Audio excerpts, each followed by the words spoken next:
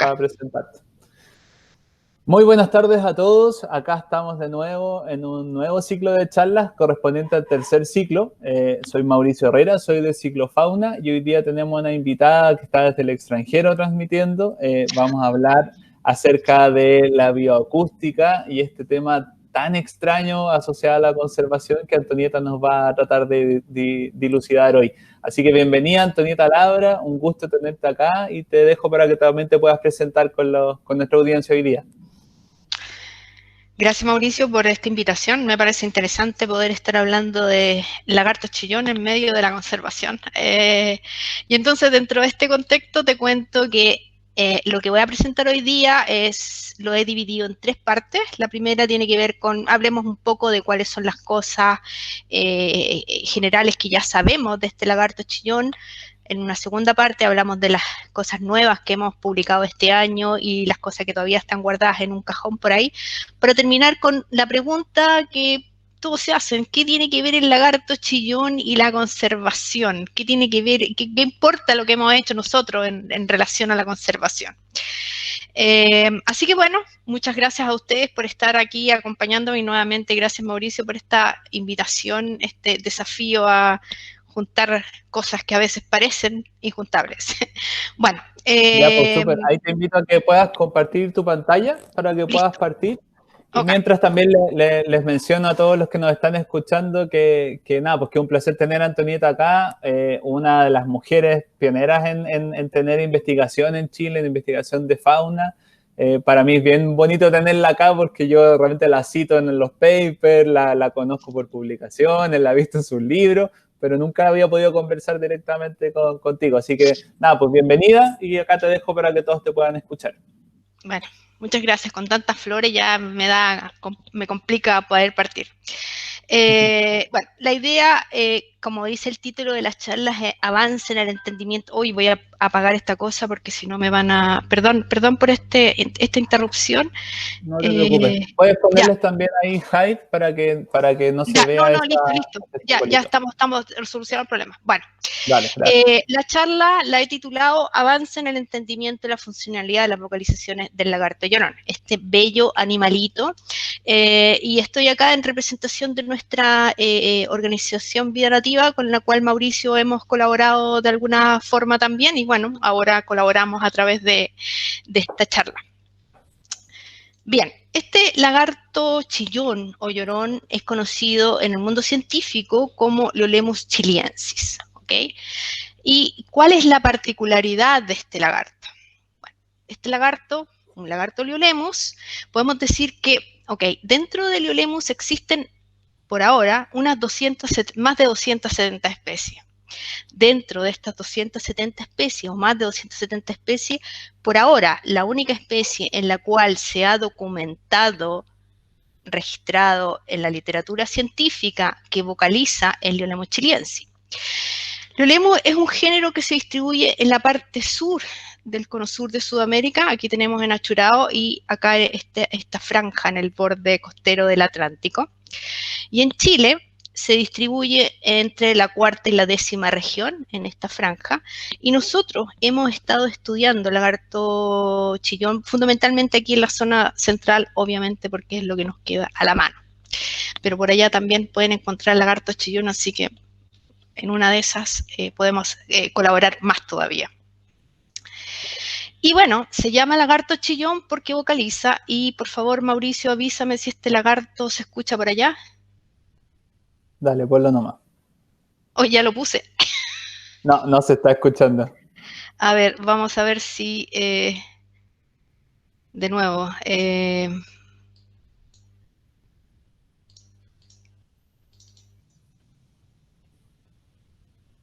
¿se escuchó? Muy despacito. A ver, vamos de nuevo, vamos que se puede.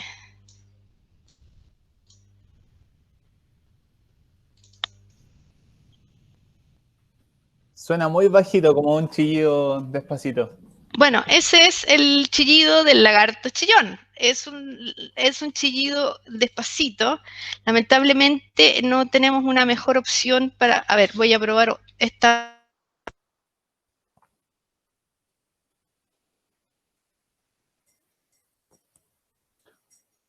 No, está sin audio, Antonieta, y no se está escuchando.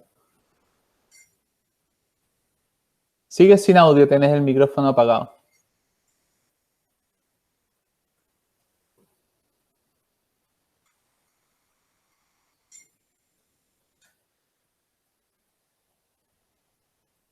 Ahora sí. Ahora sí, ahora sí. Ahora sí. Se escuchaba solamente un chillido muy agudo y muy cortito. Bueno, eso es el chillido del lagarto llorón.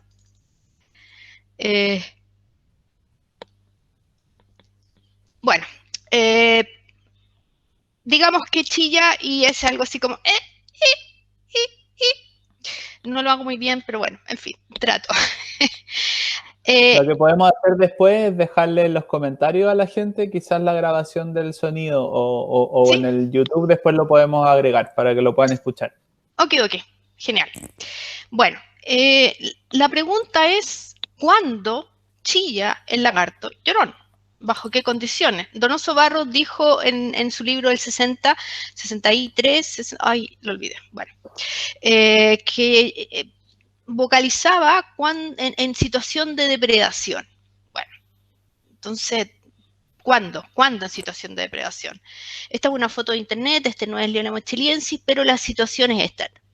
Muchas otras especies de lagartos vocalizan, o muchas especies en general vocalizan cuando se ven enfrentados a su depredador y se supone que sería una señal para decirle al depredador, oye, no me comas. La pregunta es, ¿Lionema chiliensis hace eso? Y hubo una tesis de magíster de pregrado de veterinaria de Javiera Constanzo, en la que ella se preguntó cuándo chilla el Lionema chiliensis y le presentó al lagarto un modelo de plástico del cernícalo o de la culebra de cola larga. Y lo que observó es que aun cuando lo presentaba o hacía un intento de ataque con estos depredadores falsos, el lagarto nunca vocalizó. O sea, tal vez una sobre 200 exposiciones. Por lo tanto, podríamos decir que en estas condiciones el lagarto no vocaliza. O sea, no hay un intento temprano, antes de que el depredador lo agarre, de que vocalice. Pero sí, cada vez que el animal era tomado, por ejemplo, para llevarlo a su caja de experimentación, ocurría una vocalización.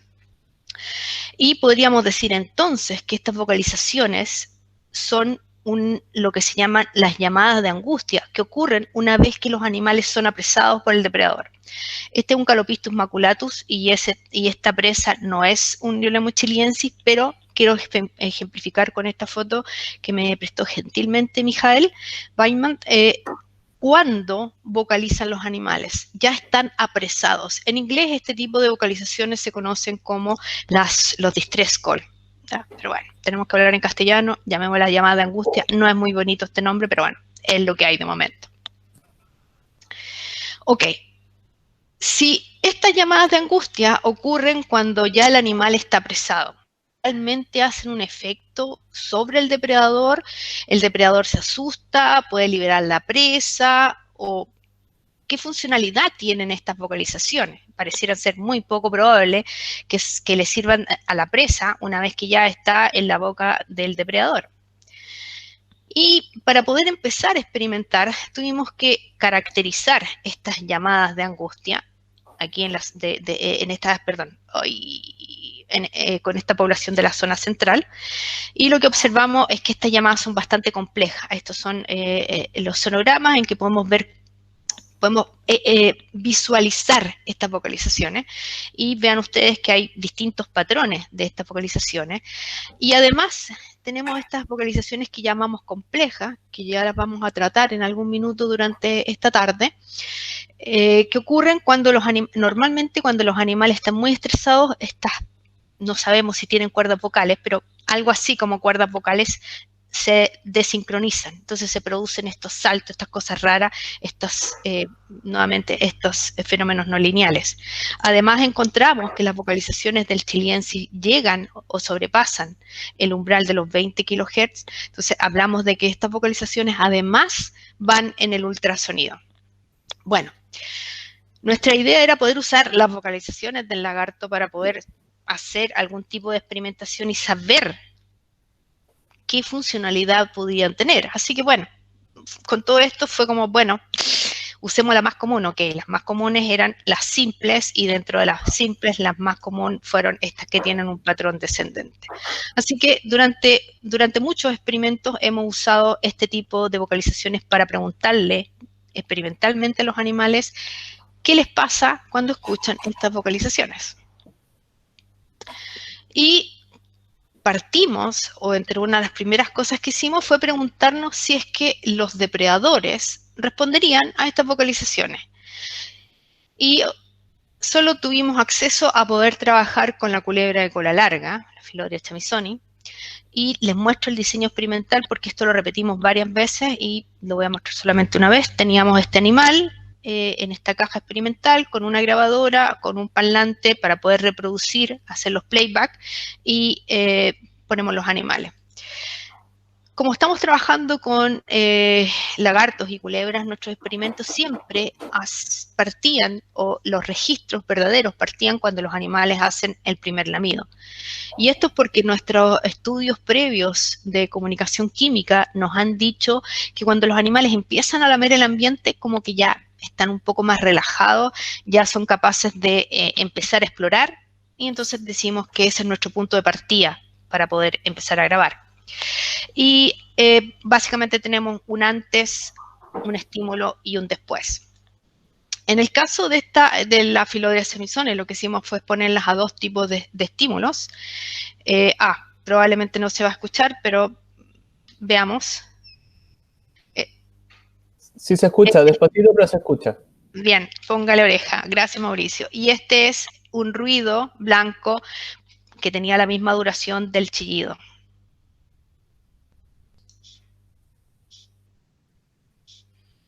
Bueno, la pregunta ¿es capaz de esta Phyllodia de responder efectivamente a las llamadas de angustia de los lagartos?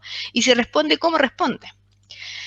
Y les muestro ahora lo que pasó cuando tirábamos el estímulo. Y lo que ven ustedes acá, las barras siempre van a indicar el promedio, o sea, estas barras aquí, promedio, y estas son errores estándar, que puede ser 1 o más o menos error estándar. Noten ustedes que cuando están con chillidos disminuye la cantidad de lamidos y disminuye el movimiento. Esto quiere decir que las culebras de alguna forma son capaces de percibir y de entender la diferencia, entender entre comillas la diferencia entre un chillido y un ruido que tiene la misma duración, como ya les dije antes, y responden a este chillido con una disminución de la actividad general. Y este congelarse por unos segundos podría ser el minuto que le permite a los lagartos escapar una vez que están siendo apresados. No lo sabemos. Para esto necesitaríamos tener una culebra, que le pudiéramos tener una presa de mentira y que ver si escapa o no, si la suelta o no la suelta. Pero bueno, ya no podemos realizar ese experimento, pero es algo que podríamos probar a futuro. Entonces, de momento podríamos pensar que estas llamadas, estos gritos del lagarto chillón podrían ser un disocivo de, a lo menos, este depredador. Bien, este lagarto que está sido presado por una culebra tiene amiguis en el ambiente, en su entorno. Entonces nos preguntamos si los amiguis podrían ser capaces de escuchar y responder a esta vocalización. Hicimos experimentos y acá les muestro qué es lo que pasa cuando los animales escuchan el chillido en condiciones experimentales y como no se iba a escuchar, puse en la grabación chillido. Entonces de ahí ya es un chillido que ya vieron que es corto, pero ahí está el chillido. Ahí está. So, el animal se mueve, lame, se mueve, etcétera.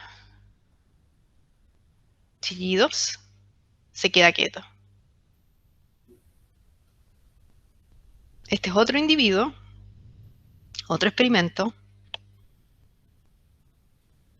Explora, explora. Chillidos.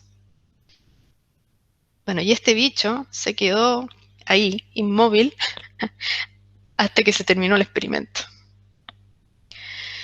Entonces, esto nos da la idea de que aun cuando las vocalizaciones pudieran ser un disuasivo de los depredadores una vez que lo agarró, también podrían ser una forma de advertir a los conespecíficos que están en el entorno que hay peligro en el ambiente. Y con un diseño experimental como el que ya vieron para el que usamos para Filodria, determinamos que los lagartos, cuando están con chillido, se demoran después del chillido en moverse muchísimo más tiempo que cuando hay un ruido. Esto nos dice claramente que los lagartos, primero que nada, son capaces de discriminar entre dos sonidos que tienen la misma duración. Evidentemente tienen distinta estructura, entre un chillido y un ruido, y que responden a este chillido, que sería una información que dice riesgo de depredación, quedándose quietos por más tiempo. Ahora, un lagarto, un Liolemo chiliensis, entre medio de la vegetación que se queda quieto, no sé, pero los que tienen experiencia saben que a veces dentro de la vegetación no es muy fácil ver un Liolemo chiliensis. Hay que de verdad aguzar el ojo para saber dónde poder encontrarlo, y si se quedan quietos pasan absolutamente desapercibidos. Entonces, bueno, esto le está diciendo a los lagartos: amiguis, aquí hay peligro, tenga ojo. Como les mostré al principio, les dije que las vocalizaciones de los lagartos eran bastante complejas y que en general nuestros experimentos habían sido con estas vocalizaciones simples. Nos preguntamos si las vocalizaciones que son complejas, como estos fenómenos que tienen estos fenómenos no lineales, que ya les expliqué que se producen por una descoordinación de las estructuras que permiten generar estas vocalizaciones, si es que los lagartos serían capaces de reconocerlas y si les produciría algo. Nosotros sabemos por la literatura de mamíferos que los fenómenos no lineales llevan implícito un mayor estrés. Los animales que están más estresados son los que producen más chillidos con fenómenos no lineales, y aquellos que escuchan los fenómenos no lineales o vocalizaciones con fenómenos no lineales responden con un mayor estrés. La pregunta es, ¿le pasa lo mismo al lagarto, dado que tiene estas vocalizaciones con fenómenos no lineales? También sabíamos, entonces acá tenemos un chillido simple, sintético, que sintetizamos de uno simple y uno complejo al que le pusimos un ruido inicial, algo así como esto. Y esperemos que se escuche. La diferencia va a ser muy difícil de notar, pero ya les dejo algún link donde pueden ver, más que ver, escuchar la diferencia.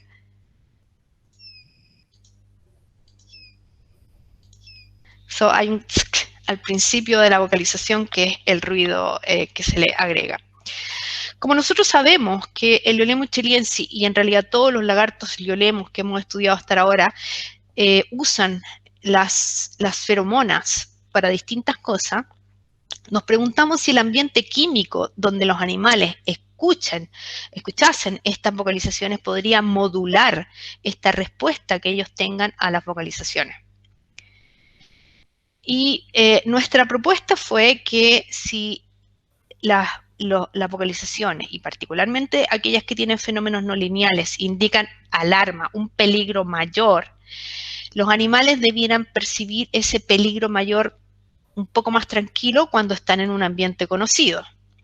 Y para eso usamos el ambiente, la caja, el terrario donde los animales normalmente estaban aclimatados en el laboratorio, y el ambiente desconocido fue la de un conespecífico, es decir, es de otro individuo. La caja es básicamente similar. Como ven ustedes, estas dos cosas literalmente como que se parecen, pero no son iguales, tienen distinto color, etc. Entonces, nuestra propuesta o nuestra hipótesis es que conocido sería igual a seguro. Esta es la hipótesis que queríamos probar, y entonces habría una menor percepción de riesgo cuando el individuo está en su propio espacio. Bueno, usando el diseño experimental que ya les expliqué antes, lo que les muestro acá es cómo respondieron los animales a estos estímulos, y acá vamos a hablar del diferencial, lo que hicieron el post menos el pre. Vemos que los animales siempre disminuyeron su actividad, pero disminuyeron significativamente más su actividad cuando tenían llamados complejos. estos. Y además, estos animales, cuando el tiempo que ellos permanecieron escapando aumentó significativamente cuando los animales tenían llamadas complejas. Esto es un claro indicio de que estos lagartos son capaces de discriminar ya no solamente entre dos sonidos que tienen la misma duración, una llamada y un ruido sintético, y un ruido, sino que además son capaces de discriminar dos tipos de vocalizaciones, una que es sencilla y otra que es compleja, que tiene un fenómeno no lineal. Y además, que el fenómeno no lineal está induciendo un mayor nivel de estrés. El animal se queda más quieto, se mueve mucho menos y aparte de eso, intenta escapar más. La latencia posestímulo, es decir, qué es lo que hace el animal después que se acabó este set de estímulos, nos dice que los animales se demoraron más en restablecer su actividad cuando estaban en su propia caja, con sus propios olores, que cuando estaban en la caja de un conespecífico. Llamémoslo vecino. Y lo que es interesante es que noten ustedes que cuando los animales están expuestos a vocalizaciones sencillas, simples, independientes de si están con sus olores o con los olores de algún amigui, responden exactamente igual, pero cuando la vocalización es compleja, cuando están en su propia caja, pareciera ser que les da muchísimo más susto. Esto, por supuesto, no iba en favor de nuestra hipótesis, porque nosotros asumíamos que aquí los lagartos iban a estar más tranquilos que en esta otra condición.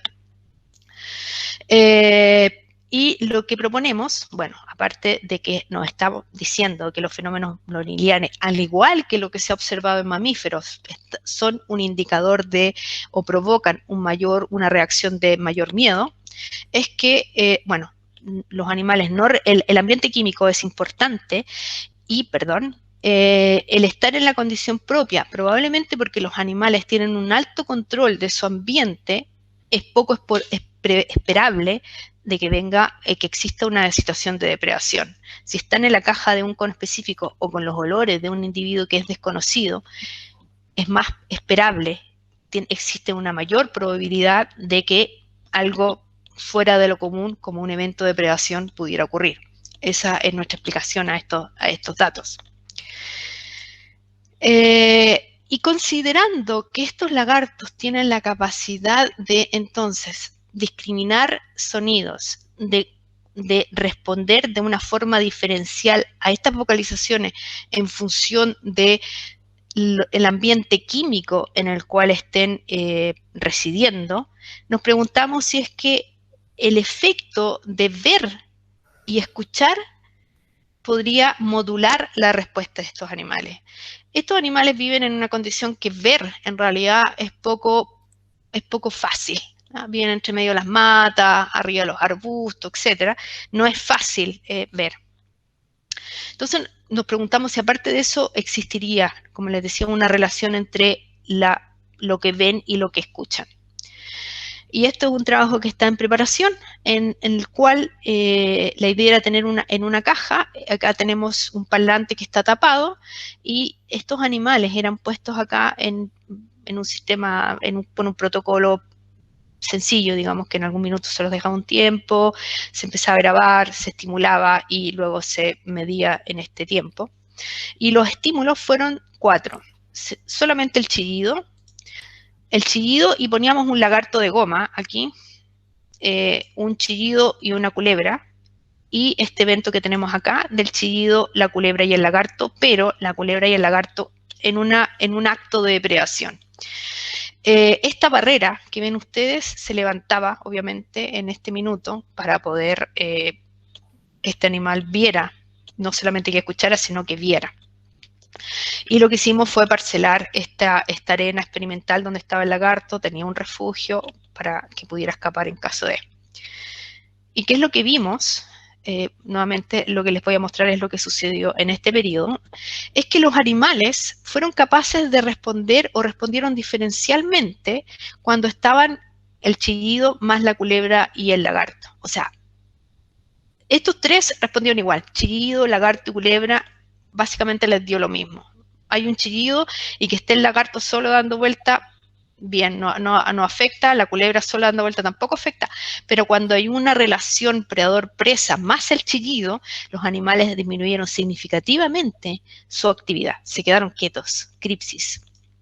Y por otra parte, el tiempo que los animales permanecieron en este sector que llamamos uno cerca de donde estaba el lugar de los hechos, por así decirlo, disminuyó. O sea, después de esto, estos casi no usaron este sector.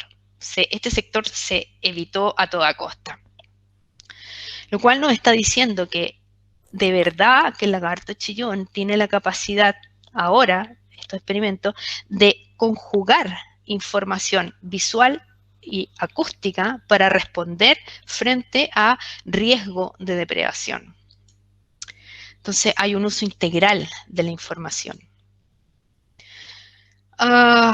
Y bueno, en muchas especies, sobre todo de aves y mamíferos, que vocalizan para alertar a los conespecíficos de un riesgo de depredación, se ha observado que existen especies que usufructan de este llamado de alerta. Entonces existen especie A de pájaro que vocaliza, o de ave, disculpen, que vocaliza, y la especie B usufructa de eso y responde frente a este llamado de alarma. Hay situaciones en que es un mamífero que produce una alarma y un ave responde además de los conespecíficos. Existen 4 casos o 5 casos de reptiles, de lagartos, que responden a las vocalizaciones de aves cuando están en peligro. Y estas especies de reptiles no utilizan la comunicación acústica normalmente entre ellos, digamos, a nivel intraespecífico. Y bueno, nos preguntamos, considerando que existen reptiles, lagartos, que responden a las vocalizaciones de aves, nos preguntamos si Liolemus lemniscatus, que es una especie simpátrica a Liolemus chiliensis, respondería a las vocalizaciones de este lagarto. O sea, sería conveniente, si yo vivo cerca de un lagarto, yo como lagarto vivo cerca de un lagarto que vocaliza y que le dice a sus amiguis, aquí hay peligro, me convendría responder, ¿no? Ese es nuestro planteamiento. En este trabajo fisgonea Liolemus lemniscatus las llamadas de Liolemus chiliensis, es decir, está ahí a la guaite de estas vocalizaciones, usando el mismo sistema experimental que ya vieron, pero en este caso teníamos 3 estímulos, la vocalización, el ruido, y pusimos un silencio. Pusimos un silencio porque siempre algunos nos han criticado, pero bueno, usted no sabe si está respondiendo porque el sonido del botón que usted apretó para el no sé qué, bueno, entonces le pusimos un silencio, y lo que observamos, aquí les voy a presentar los diferenciales también, o sea, el post menos el pre, es que los animales, vean ustedes, el número de lamidos disminuye en llamada, en ruido, y casi no hay un efecto cuando hay silencio. Aquí vemos un desplazamiento posterior y probablemente porque el animal ya quiere salir de la caja donde está y quiere que lo suelten, lo cual hicimos obviamente después de, y también que la latencia, es decir, qué pasa después de que termina el estímulo, vemos que los animales se demoran su cierto tiempo en reactivarse, pero lo mismo que es una llamada o un ruido. Esta similitud, o sea, que no haya una diferencia entre la respuesta a una llamada y a un ruido, nos está diciendo que los animales, Liolemus lemniscatus, no responden, no reconocen, su cabeza, por así decirlo, no es capaz de decodificar este mensaje que es un mensaje de alarma. Entonces, Liolemus lemniscatus no fisgonea las llamadas de Liolemus chiliensis. Habría que probar con alguna otra especie, pero estos datos nos dan no son un fuerte indicador que otros lagartos tampoco van a usufructuar de estas vocalizaciones de Liolemus chiliensis. Y la última cosa que quisimos probar, que también es un trabajo que está en preparación, así que denme un año para sacarme otras cosas de encima y publicar esto. Nosotros sabemos que existen varias especies de lagartos chilenos que son bastante peleadores. Y la clásica es pensar en este lagarto, el Fabiani, que vive en el Salar de Atacama, que son brutales las peleas que estos animales tienen. O sea, son tan brutales que siempre hay alguien de la BBC, del National Geographic, filmando estos animales, y siempre hay expediciones porque son realmente fuertes estas peleas.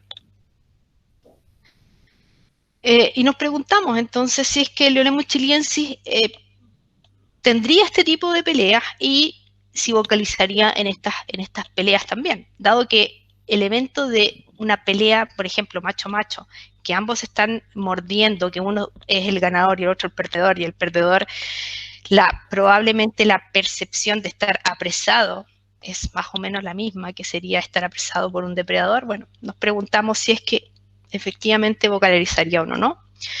Y lo que hicimos fue interacciones de macho-macho, hembra-hembra y hembra-macho. El sistema consistía en tener estas cajas en que cada lagarto tenía un sustrato que le era familiar porque tenían sus propios olores.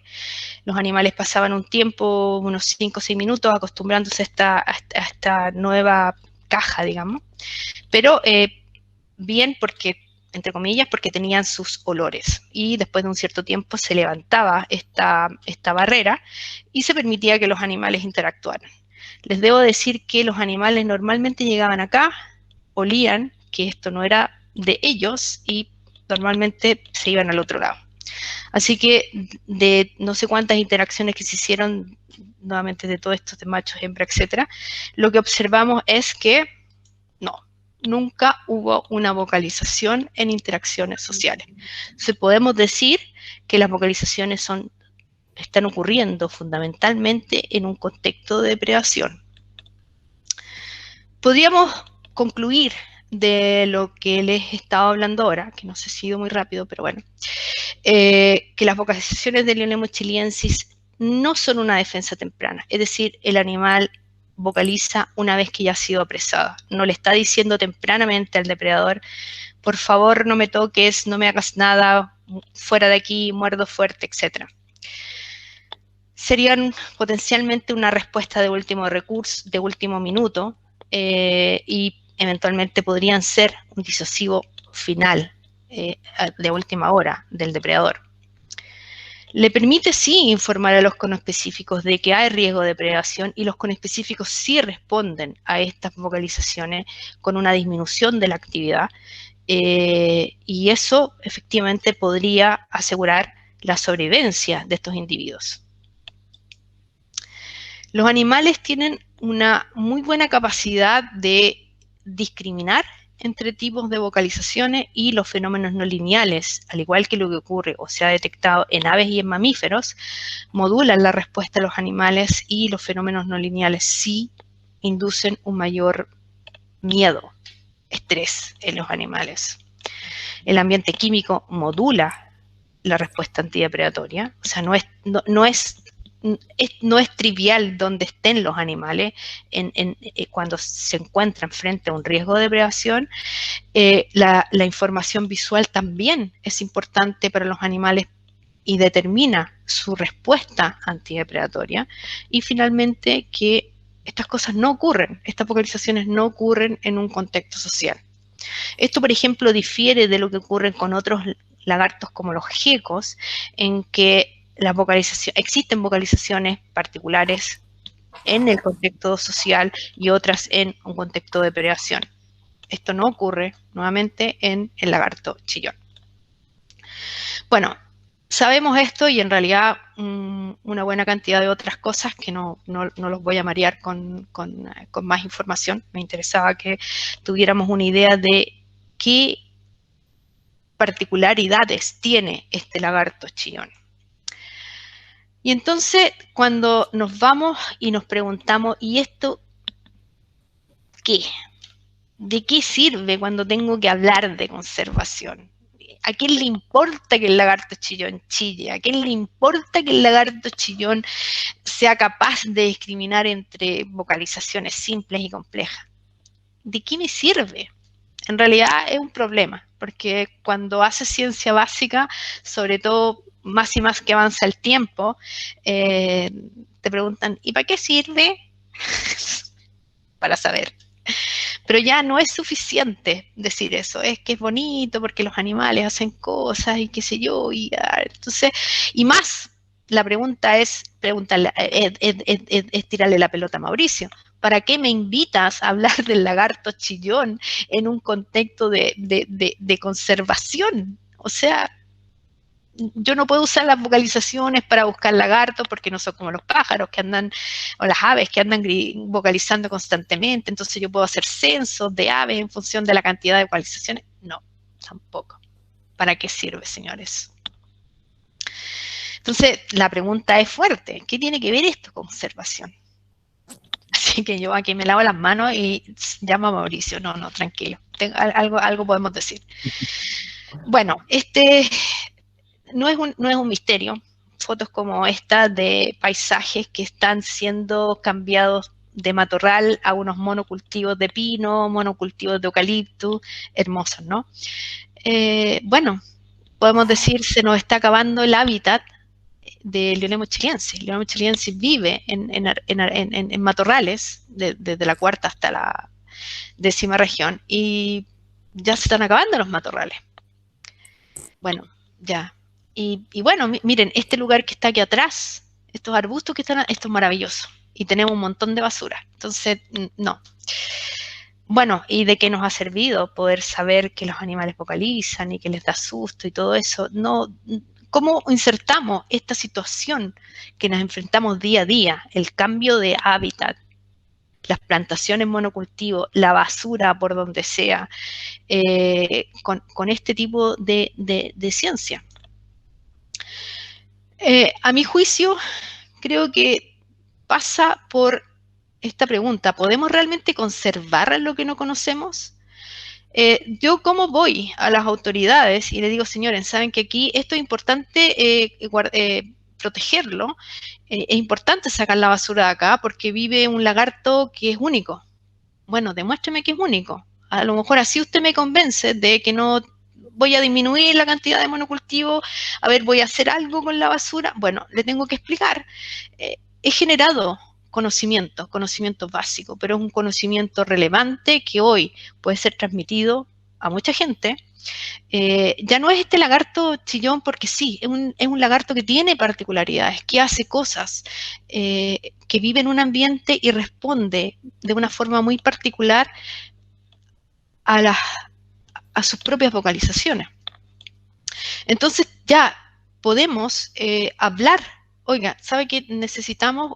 Que no siga talando esto, que no me siga haciendo monocultivo, que hagamos algo con esta basura, porque esta especie se nos va a desaparecer. Bien, entonces hay un conocimiento que podemos utilizar para ir y dar una pelea.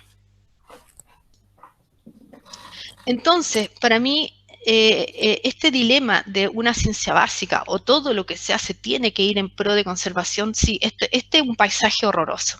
O sea, uno lo ve y yo lloro porque es solamente lo que solo veo acá es un signo peso y el resto, la vida nativa, la vida está, no hay un par de árboles, paltos por ahí regados con agua que se le quita a la gente, etcétera.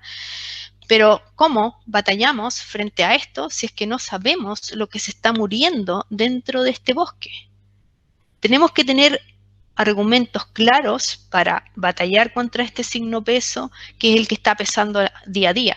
Pero si no tenemos información, si no conocemos, si no hay gente que sabe de este lagarto, da lo mismo. Se acaba el bosque, se acaba el matorral y, bueno, pero vamos a tener, no sé, un lindo mall, vamos a tener más paltas que comer, vamos a tener más otras cosas que nos van a servir en nuestro día a día, aparte de las 1500 otras cosas que tenemos acumuladas sin mayor uso.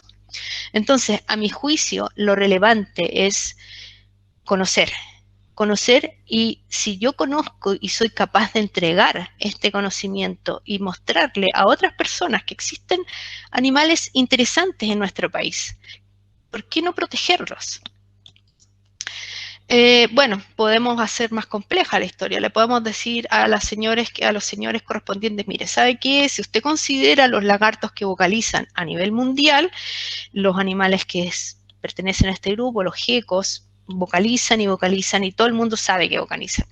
El lagarto, el Liolemur chiliensis, el lagarto chillón, pertenece a este otro grupo gigantesco, esta parte de esto, que si bien es cierto, en todas estas familias existen especies que vocalizan, cuando uno hace un catastro de los animales, de las especies que vocalizan, existen unas 60 especies para las cuales se ha reportado emisión de sonido, pero si consideramos que existen alrededor de 5.000 especies de lagartos en el mundo, estamos hablando de que el 1% de estos lagartos tienen esta particularidad que es de vocalizar.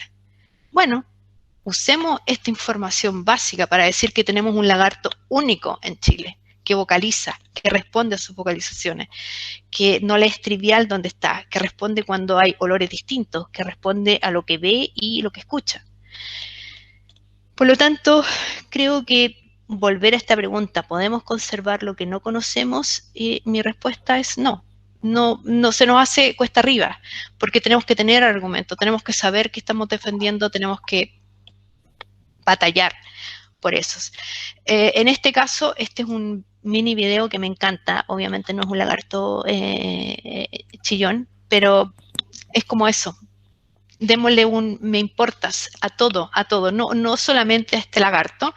Desde hace un tiempo atrás, a nivel de educación, se ha tratado de que cambiemos el saber sobre la jirafa, el hipopótamo, que solo los tenemos en el zoológico, por saber qué come el pudú, por ejemplo, qué hacemos con el puma, cómo cuidamos al puma y cómo lo protegemos de los cazadores ilegales, etc. Tenemos una fauna nativa riquísima y tenemos que protegerla. Entonces, no esperemos que la vida se rompa para tratar de pegarla, porque esta vida ya no la podemos pegar con una gotita y ya. Bueno, con esto no sé si hablé muy rápido o no, pero doy por finalizada mi charla. Les agradezco muchísimo que estén aquí. Si tienen alguna pregunta, les dejo mi correo electrónico para que me contacten. Si alguna de estas cosas que hemos hecho les interesa, búsquenlas en el ResearchGate. Y yo sé que cuando hablamos de conservación también es complicado decir hemos hecho experimentos y no hemos llevado a los animales a cautiverio, etcétera, pero les aseguro que tuve un grupo de gente que me obligó a trabajar lo más rápido posible y devolver los animales en las mejores condiciones posibles ya una vez que terminamos los experimentos. Así que sí, mi interés es poder conocer lo que tenemos para poder valorarla y luego eso poder batallar por ella. Y bueno, con eso, Mauricio, doy por finalizada esta charla, así que yo no sé si tú tienes preguntas, si la gente tiene preguntas. Sí, ahí te voy a pedir que puedas dejar de compartir la pantalla para que nos podamos ver los dos. Y nada, pues agradecerte mucho el tiempo, las ganas y mostrar este tema que no es tan fácil de entender, pero mostrarlo en 40, 50 minutos de una manera más amigable para que la gente empiece a entender los nuevos conocimientos que tenemos de bioacústica. Un poco también para conocernos un poco más y que la gente te conozca, te quería preguntar cómo tú llegaste de ser una persona muy ligada a la herpetología a estudiar vocalizaciones. ¿Cómo llegó a ti esta inquietud o esta pregunta científica? Mira, la verdad es que si tú miras mi trayectoria, mi prontuario de vida científica, yo he pasado por varias cosas en realidad, y es porque, y ahora que mirando un poco, porque retrospectivamente que es un poco más larga el camino, puedo decir que me entusiasmo con preguntas y voy cambiando. Partí estudiando cosas netamente fisiológicas, ecofisiología, termorregulación. Hice termorregulación cuando a nadie le importaba la termorregulación. Ahora están todos desesperados y la termorregulación y el cambio, el global warming y no sé qué, y es como, no, yo no puedo volver atrás. Luego pasé a estudiar un poco más cosas conductuales, me enamoré de la comunicación química y hice mucho también de comunicación química, y en algún minuto la idea fue establecer colaboraciones con gente que sabía otros temas, como lo que es acústica, y bueno, entonces estaba este lagarto que parecía único, y cada vez que estudio más me doy cuenta que es realmente único. O sea, tenemos un bicho demasiado único en nuestro país, y eso fue, o sea, el saber que habían cosas únicas y el poder establecer interacciones con otras personas y el entusiasmarme. Digamos que ese es hasta cierto punto mi problema. Me entusiasmo con nuevas preguntas y estoy siempre tratando de aprender nuevas cosas. No me quedo siempre en la misma y estudiando una y otra vez la misma, en la misa otras, no. Entonces eso, en algún minuto fue como, bueno, hagamos una interacción. Mario Mena estaba ahí dando vuelta, llave, no sé qué, tú lagartos, yo vocalizaciones, bien, listo, démosle. Y bueno, es un tema, es un mundo, y de verdad yo creo que ahora hay más gente que está enganchado con esta cosa de la vocalización en lagarto, y me parece fantástico, me parece fantástico. No hubo la gente en Argentina que va más enganchada con esta cosa de la comunicación química en lagarto, que me parece aún más fantástica que la comunicación acústica, porque tenemos más opciones de estudiar la química que la acústica, pero eso, y no te puedo asegurar que en 5 años más siga estudiando esto, que a lo mejor va a aparecer algo que me parece aún más interesante, y ahí voy a estar.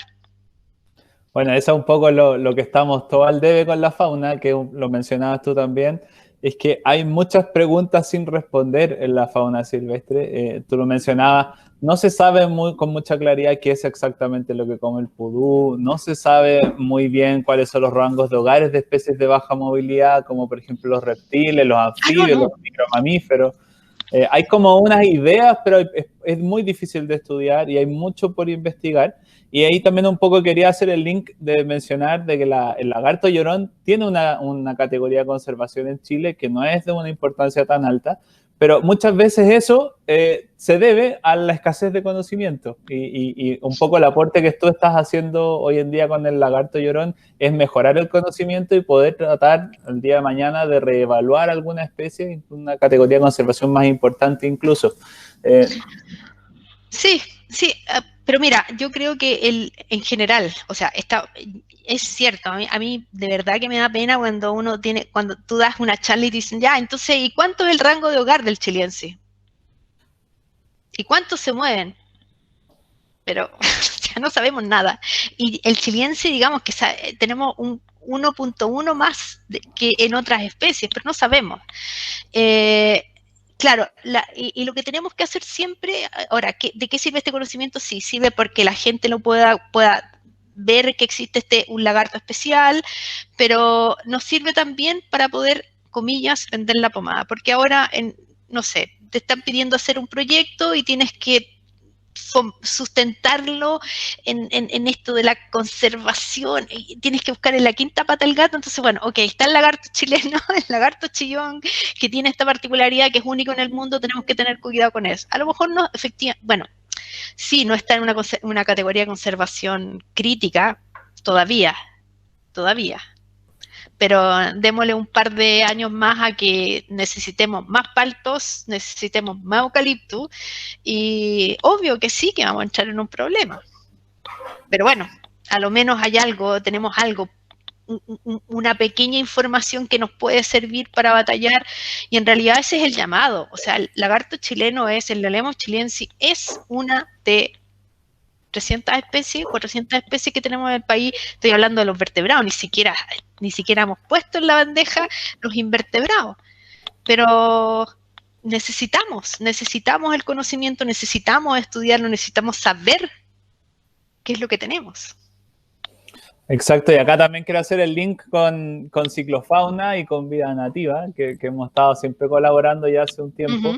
Es que ambas organizaciones de alguna u otra manera trabajamos con especies que son poco carismáticas, que eso más encima complica aún más el estudio, aún más la cantidad de fondos, aún más la percepción de las personas, y eso es súper importante.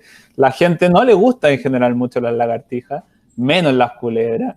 Entonces, poder trabajar con este estudio, levantar información y hacer difusión como lo estamos haciendo hoy día, pasa a ser una cosa súper importante en la conservación directamente, para que la gente entienda de que son animales importantes. Si no lo encuentran bonito, por último que los encuentren importantes.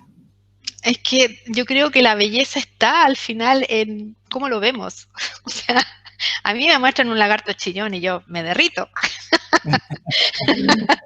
Eso pasa mucho, y ahí también influye el tema de la fotografía. Hoy en día tenemos una capacidad fotográfica mucho más grande, mucho más bonita, y una foto con macro, un lagarto chileno, yo diría que es casi imposible no encontrarlo lindo.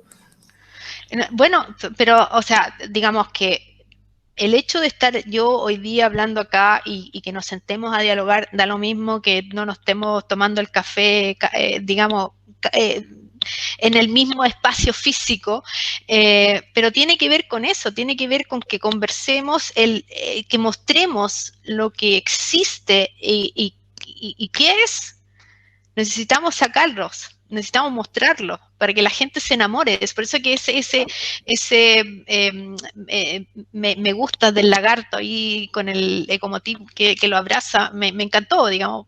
Nuevamente no es un lagarto chileno, pero es eso, enamorémonos de lo que tenemos, para que lo cuidemos. Exacto, tenemos una especie que está entre el 1% de los que emiten vocalizaciones. Es súper importante que lo conozcamos y que todos los chilenos conozcan a un lagarto que su nombre es chillón y también es conocido como lagarto chileno. O sea, es un lagarto importante para la cultura.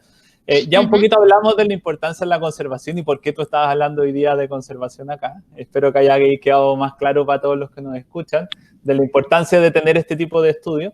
Pero yo te quería hacer algunas preguntas un poco más específicas de los estudios. Muchos de nosotros siempre vemos estudios de sonogramas con micromamíferos no voladores como los murciélagos, hay estudios de Mario Pena con anfibios, etc. Yo te quería preguntar un poquito de qué manera o qué equipos trabajas tú para poder detectar estos sonogramas. Uy, has hecho una pregunta complicada. Pero bueno, mira, la verdad es que no necesitas algo muy complejo, necesitas una grabadora sencilla, una Tascam que la puedes conseguir por Amazon. Es más fácil conseguirla por Amazon a que vayas y la encuentres en algún, idealmente con algún micrófono unidireccional. Si estás en condiciones de terreno, trata de poder llevarte al animal donde no haya mucho ruido, porque a veces el ruido, o sea, cuando uno cuando está grabando no es consciente del ruido ambiental. No sé, estás por ahí con un riachuelo o hay mucho viento y no te das cuenta, porque ya no lo perseguimos nosotros. Pero cuando te vas a mirar las vocalizaciones, tú dices, ¿por qué no me fui a otro lugar donde había menos ruido? Entonces, si no te vas a llevar los animales al laboratorio, por las razones que sean, procura tratar de medir con una grabadora, como te digo, sencilla, una Tascam, un micrófono direccional, y no sé, en una carpa o algo así, y ya, y listo. Y hay programas en este minuto que están disponibles gratis en internet para analizar. No me preguntes en este minuto porque obviamente no lo recuerdo, pero sí hay, si a alguien le interesa lo puedo tener. Y si no, hay el programa que mucha gente utiliza es el Raven, que cuesta barato para la gente de países tercer mundo, como nosotros. A veces somos tercer mundo. Ellos nos consideran tercer mundo. Y bueno, existen 6 programas en R. Entonces, y R ya es gratis. Entonces, digamos que la factibilidad de hacer este tipo de análisis no es del otro planeta. Si tú me preguntas, quiero hacer un análisis de la composición química de las secreciones precloacales del iolemo, te digo mejor, tómate todo en una buena cerveza, porque ahí sí que ya tiene muy pocas posibilidades. Exacto, y también recordarle a todos los que nos están escuchando de que en Chile especies de fauna silvestre no se pueden manipular, solamente necesitamos un permiso de captura con fines de investigación para poder hacerlo, y por eso de alguna u otra manera Antonieta hace estos trabajos también en el laboratorio. Y un poquito lo que yo te quería mencionar es que mucha gente, yo sé que los critican a los que trabajan en el laboratorio y dicen, pero ¿por qué no hacen esto en vida silvestre? ¿Por qué no lo hacen en la naturaleza? Y la respuesta un poco la diste recién, que tiene que ver con controlar los experimentos de una manera mejor para poder tener resultados más robustos. Claro. Y en base a eso también lo mencionaste un poquito en la charla, quiero que trates de tranquilizar a la audiencia y explicarle un poquito los protocolos de bioseguridad y los protocolos de ética para el manejo con los animales. Parto diciéndole a la audiencia que puedo decir ahora, tuve dentro de la gente que trabajó en el laboratorio, las tesistas, tuve un grupo de veterinarias y biólogas ambientales que me enrielaron. Ellas me rayaron la cancha a mí, nótese, ellas me rayaron la cancha a mí, diciendo los animales los vamos a tratar así, así, así. Y me pareció estupendo, me pareció maravilloso, porque claro, vengo un poco deformada por estas antiguas generaciones en que el mejor lagarto era el que estaba en un frasco con alcohol. Por lo tanto, esto de pensar en el animal como un ser vivo que podía sentir dolor, fui tomando conciencia, entre otras, gracias a este grupo denominado lagartas. Bueno, nosotros en general trabajamos los animales con guantes para evitar cualquier tipo de contaminación. Cuando los llevábamos al laboratorio nos preocupábamos que estuvieran bien, los desparasitábamos, porque si no, los animales no tienen una buena facilidad para autodesparasitarse, se iban a llenar de parásitos. Los manteníamos en el laboratorio en las mejores condiciones posibles, nos asegurábamos que tomaran alimento con vitaminas, si no teníamos suficientes vitaminas, los sacábamos al sol para que pudieran sintetizar vitamina D, antes de devolverlos al terreno, porque eso lo hacíamos siempre. O sea, nuestro compromiso con el SAC es: capturamos animales, los trabajamos y los vamos a dejar. Ninguna otra opción. O sea, animales al frasco, a menos que alguno se haya muerto por causa natural y que no logramos saber por qué, los animales se volvían. Antes de volverlos al terreno, siempre los pesamos, nos fijamos que estuvieran en buenas condiciones. Todos los animales en general subían de peso y crecían en el breve periodo que estaban en el laboratorio. Entonces, sí nos preocupamos de que los animales, mantenerlos bien, y no solamente mantenerlos bien porque si los animales están en malas condiciones, nuestros experimentos no son confiables, pero porque tenemos una responsabilidad hacia esos individuos y devolverlos en buenas condiciones a el terreno. Nosotros cuando capturamos, georreferenciamos los puntos donde están los animales y los devolvemos exactamente al mismo punto.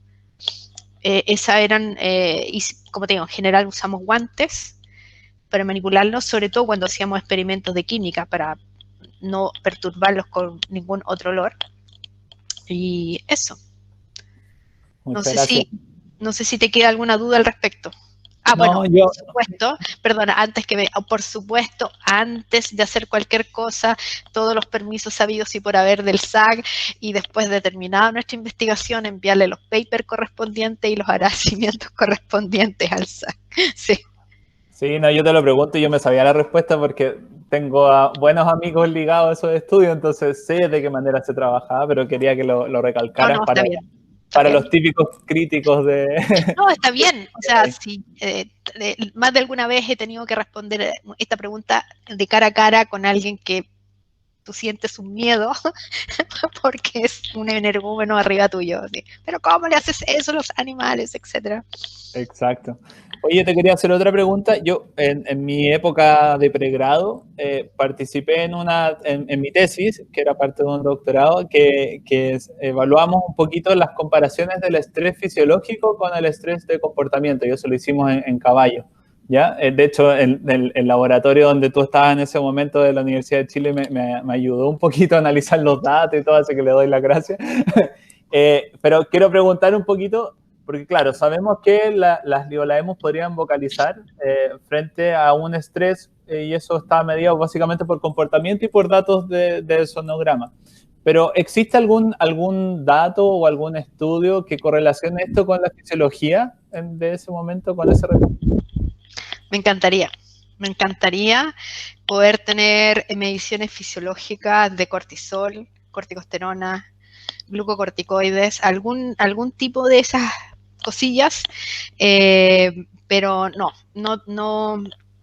en realidad nunca hice mucho hincapié al respecto, porque sé que hacer esas mediciones en animales que son tan relativamente pequeños, o sea, un caballo le sacas unos cuantos mililitros de sangre y le puede hacer todos los análisis que quiera, pero un lagarto es complicado sacarle sangre. Y la verdad es que no me quería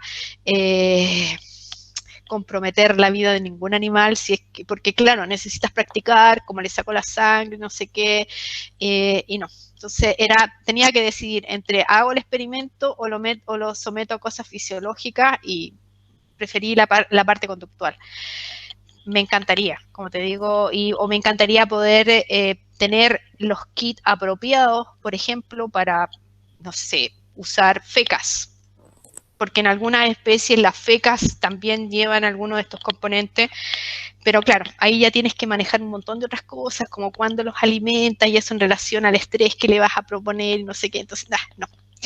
Me encantaría, pero no hemos hecho ese tipo de experimentos o de combinatoria de cosas. Me encantaría. Sí, por eso, como dice Antonieta, ahí se demuestran las dificultades de los trabajos en Chile de conservación, de que no tenemos las herramientas, de que a veces no se sabe tampoco cómo hacerlo, necesariamente en animales tan chicos. Y nada, pues ahí se demuestra la necesidad de seguir haciendo investigación en todo ámbito, no solamente en el comportamiento. Exacto. Sí, y el otro que te quería preguntar tenía que ver un poco con aterrizar esta información de bioacústica en reptiles, en particular en el lagarto llorón, y qué pasará con la contaminación acústica que genera el efecto antrópico sobre estas especies de lagartos. ¿Habrá algo que investigar? Me imagino que sí, pero ¿habrá algo que ya sepan? No, mira, estuvimos muy cerca de poder empezar a hacer investigación y porque te cuento un poco una historia que en realidad es terrible. Nosotros teníamos un sitio en Melipilla que era perfecto, o sea, no era lo más bonito, igual había un poco de basura por aquí y por allá, pero salvaba porque teníamos una población decente. Y en un fatídico martes 13, gente no, martes 13 les tengo ahí, fueron a devolver animales a terreno, fueron a devolver animales a terreno y se encontraron con que la retroexcavadora ya había pasado. O sea, nuestro sitio de trabajo, que era bastante idílico, había desaparecido para nosotros de la noche a la mañana.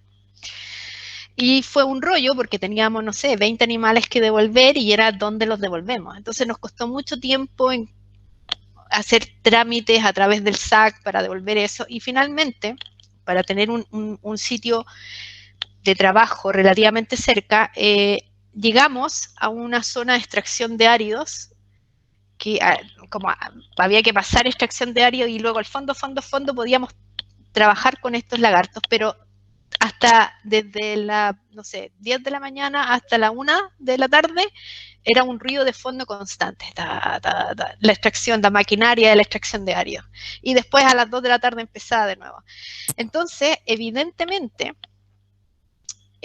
bueno, notamos, tenemos la idea de que sí habían diferencias en cuanto a la abundancia y a las horas que estaban y evidentemente queríamos empezar a estudiar si es que esos animales que ya vivían ahí por lo menos tenían, no sé, capaz que ellos ya eran una generación o 2 generaciones sometidos a ese ruido, si es que habían cambiado sus vocalizaciones debido a este ruido constante, este ruido ambiente.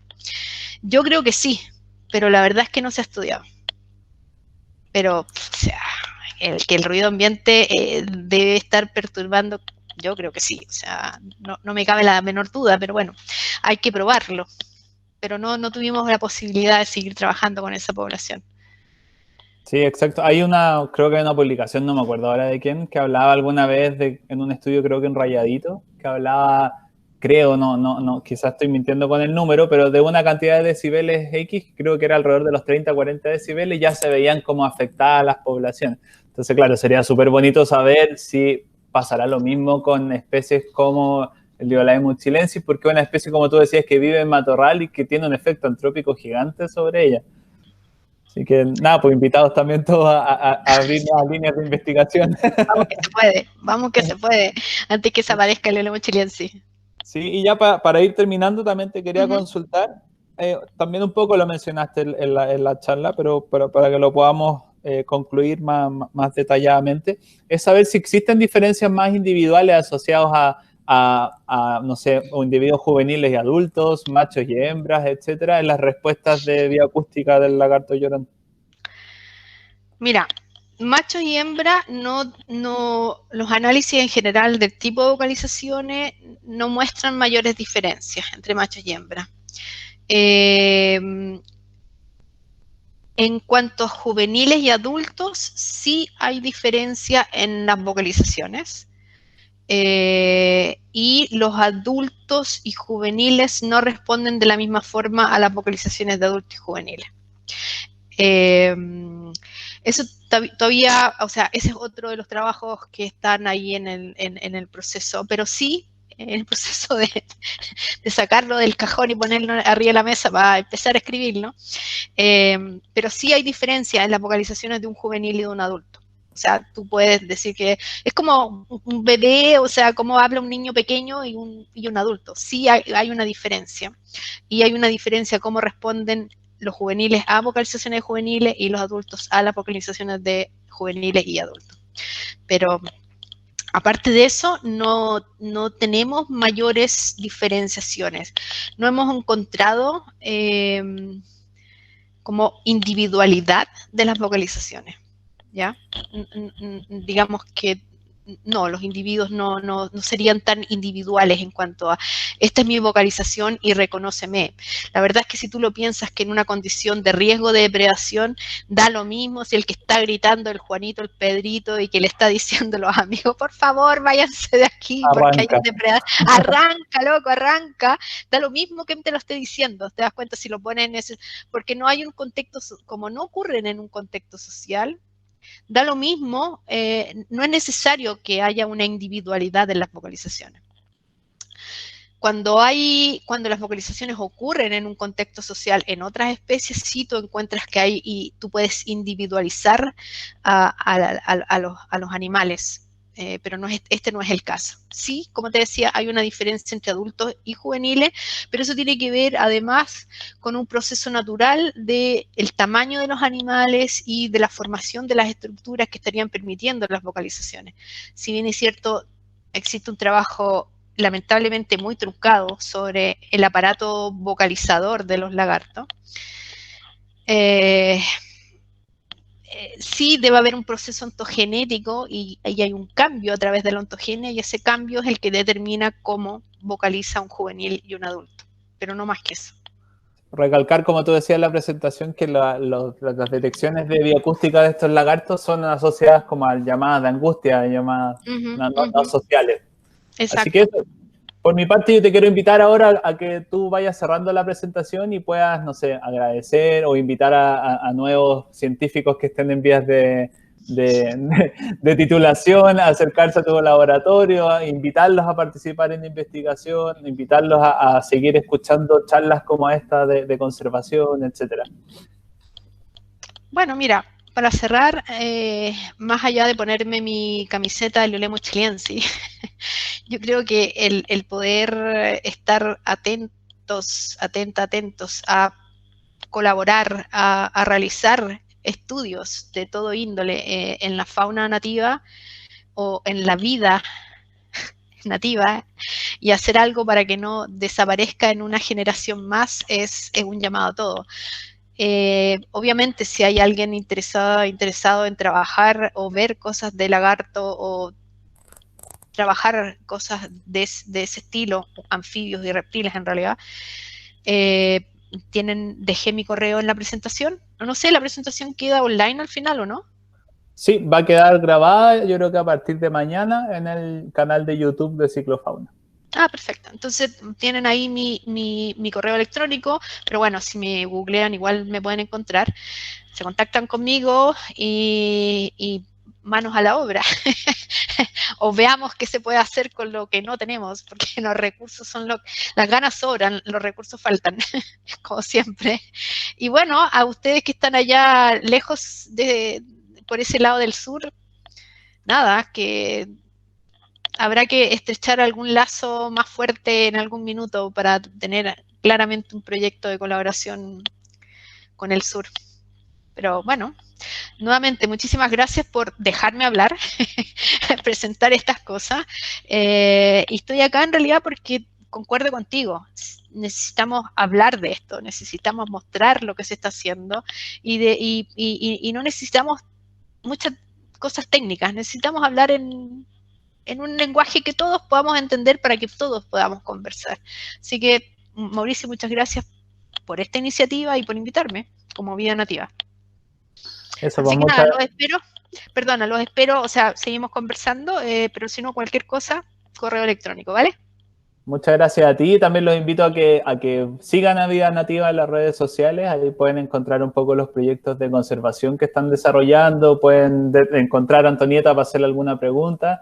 Y también los dejo a todos invitados a seguir escuchando nuestras charlas. Ya nos queda solo una, que viene el próximo miércoles 30, que vamos a estar hablando con Mario Alvarado, un especialista de anfibios, que vamos a estar hablando de las enfermedades emergentes que están azotando a este pequeño grupo de animalitos que no tienen capacidad de desplazarse por sus propios medios grandes distancias.